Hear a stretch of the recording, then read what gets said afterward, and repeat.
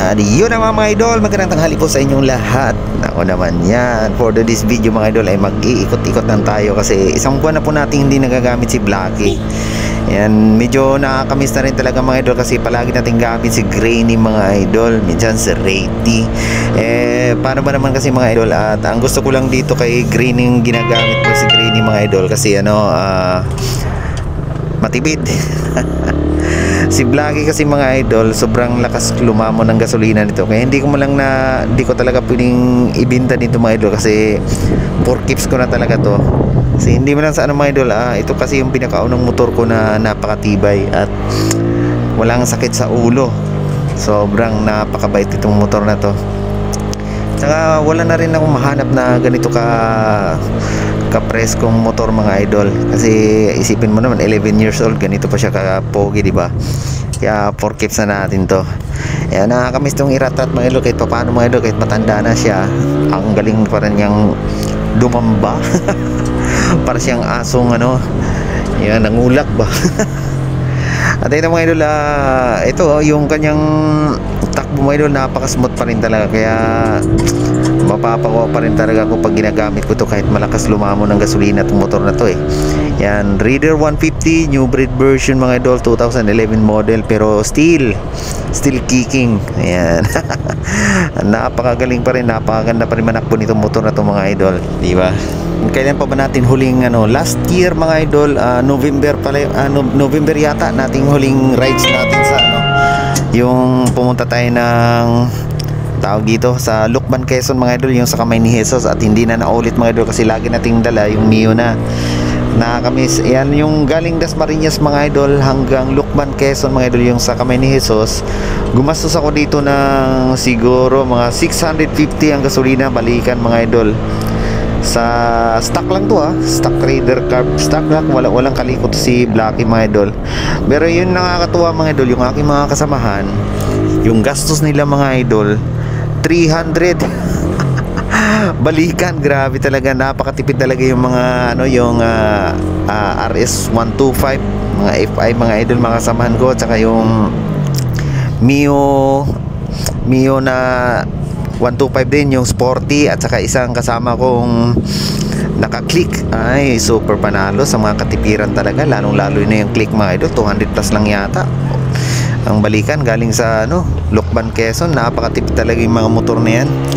Ang nakalamang lang naman dito kay Raider mga idol, kahit malakas lumamon, yung tindig at parang angas ba, nandito yung yabang. Kung gusto mong magyabang, gusto mong mga mote, pwede. Kasi siyempre Raider malakas talagang dumamba, matulin-tulin. Ayun nga lang, sacrifice mo talaga yung yung malakas ang gasolina. Pero at least mga idol, yan, nagbabala kaming magpangasinan. Hindi na natin muna gamitin tong Raider natin. Bala kong gamitin yung Mio na lang, yung 125 nating nabiling 13 years old, mas matanda yun. At yun na nga mga idol yung gagamitin natin kasi sobrang tipid din nun yung Mio MX natin 125 na may radiator, napakatipid din yung motor na yun, kagulat. Akala ko nga kasi di carburetor, medyo malakas lumamon, pero hindi mga idol, napakatipid. Siguro di ba may kumpara ko sa click ko rin, di ba may click din tayo. Kung sa 100% mga idol ang kain, siguro sa 100% sa katipiran si Click, si naman mga 85, mga konti lang diferensya mga 15% naman yung diferensya na sa kain ng gasolina. Kahit pa paano nakatipid-tipid pa rin tayo pagka yun ang gagamitin natin.